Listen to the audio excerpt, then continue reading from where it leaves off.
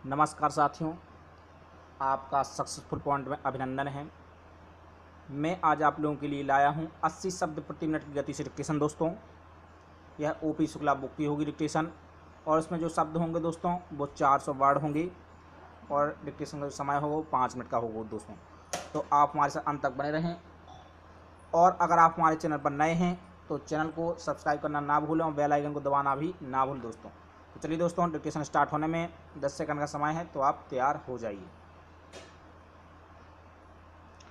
5 second का समय है दोस्तों। Dictation start. अध्यक्ष महोदय, सरकार देश में खेती का विकास, कृषि का विकास करने के लिए काफ़ी कोशिश कर रही है। अब हमें देखना है कि सचमुच में पैदावार कितनी बढ़ रही है और खेती के नए तरीकों का किस प्रकार से प्रयोग किया जा रहा है। मेरा सुझाव है कि सरकार इस चीज़ की जांच के लिए एक कमीशन नियुक्त करे।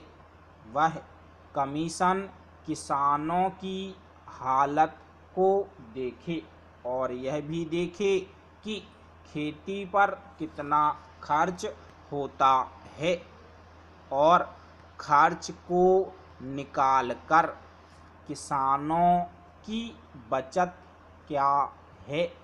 तभी कोई एक सही निश्चय पर हम आ सकते हैं। पैरा। इसके बाद एक बात मैं और कहना चाहता हूँ। हमारे यहाँ गन्ने की समस्या बहुत कठिन है। गन्ने के दाम ठीक तरह से नहीं मिलते हैं। सरकार के हिसाब से तो दाम ज़्यादा मिल रहा है, लेकिन मैं समझता हूँ कि किसान का खर्चा इतना बढ़ गया है कि इसका खर्चा निकालना मुश्किल हो रहा है।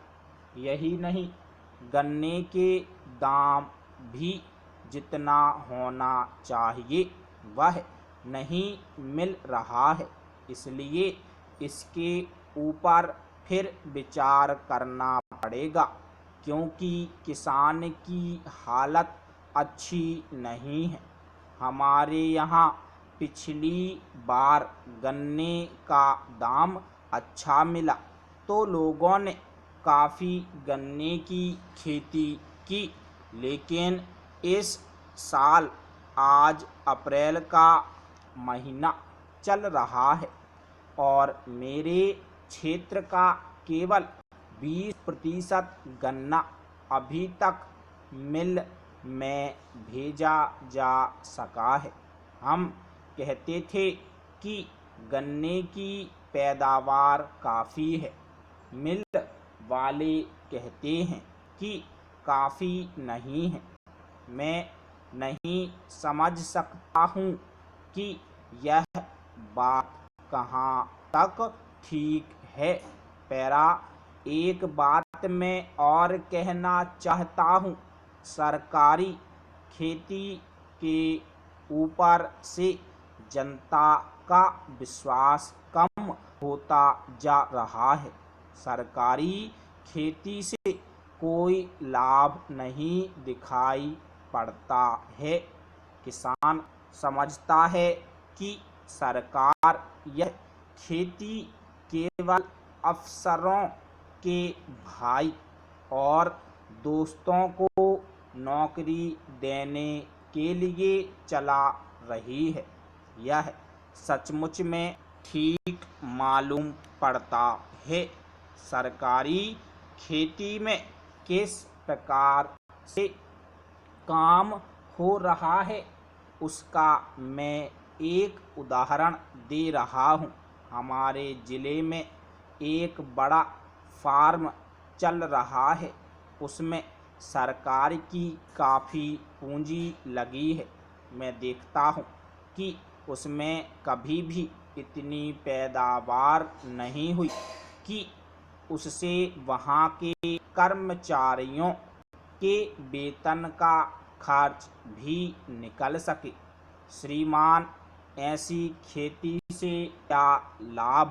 क्या यह किसानों के लिए अच्छी खेती का उदाहरण हो सकता है?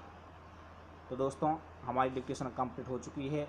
अगर आपको डिक्टेशन पसंद आई हो तो हमारे चैनल को सब्सक्राइब करें, लाइक करें, शेयर करना ना भूलें दोस्तों।